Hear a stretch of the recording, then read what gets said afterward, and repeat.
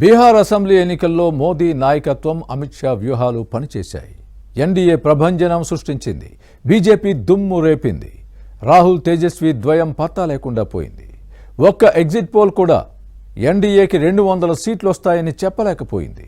అందుకే ఈ ప్రభంజనాన్ని బీజేపీ పెద్దలు సైతం ఊహించలేకపోయారు.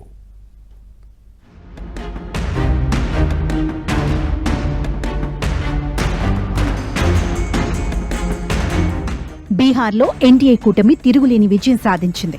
ఎగ్జిట్ పోల్స్ అంచనాలను మించిన విజయం సాధించింది. గతంలో ఎన్నడూ లేని విధంగా ఈసారి బీహార్లో ఎన్డీఏ కూటమి చరిత్ర సృష్టించింది.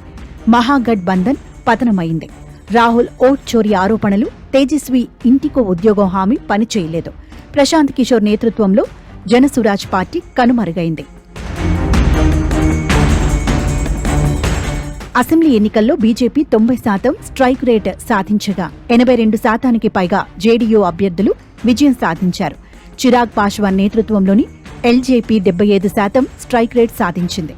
143 స్థానాల్లో ఆర్జేడీ పోటీ చేయగా కేవలం 17% స్ట్రైక్ రేట్ సాధించింది. ఇక 61 స్థానాల్లో పోటీ చేసిన కాంగ్రెస్ పార్టీ సింగిల్ డిజిట్కే పరిమితమైంది. రాఘపూర్లో జేడీయూ అభ్యర్థి తేజస్వి యాదవ్ బొటాబొటీ మెజారిటీతో బయటపడింది.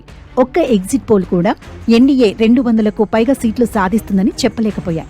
బీహార్లో మొత్తం 243 అసెంబ్లీ సీట్లు ఉండగా ప్రభుత్వ ఏర్పాటుకు 122 సీట్లు కావాలి. ఎన్డీఏకి 200 సీట్లు దాటేశాయి.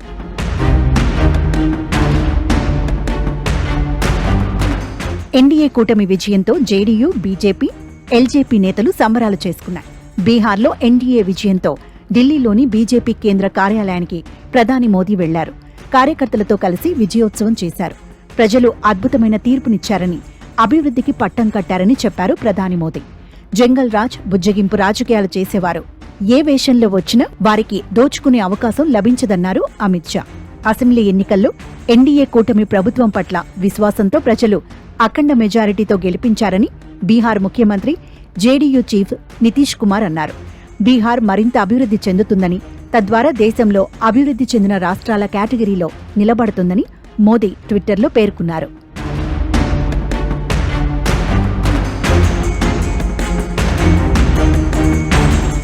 బీహార్లో గెలుపే లక్ష్యంగా బీజేపీ ఇన్ఛార్జ్ ధర్మేంద్ర ప్రధాన్ వ్యూహాలతో ముందుకెళ్లారు. జంగల్ రాజ్ నినాదాన్ని విస్తృతంగా ప్రధాని మోదీ, అమిత్ షా, నితీష్ కుమార్ ప్రజల్లోకి తీసుకెళ్లారు.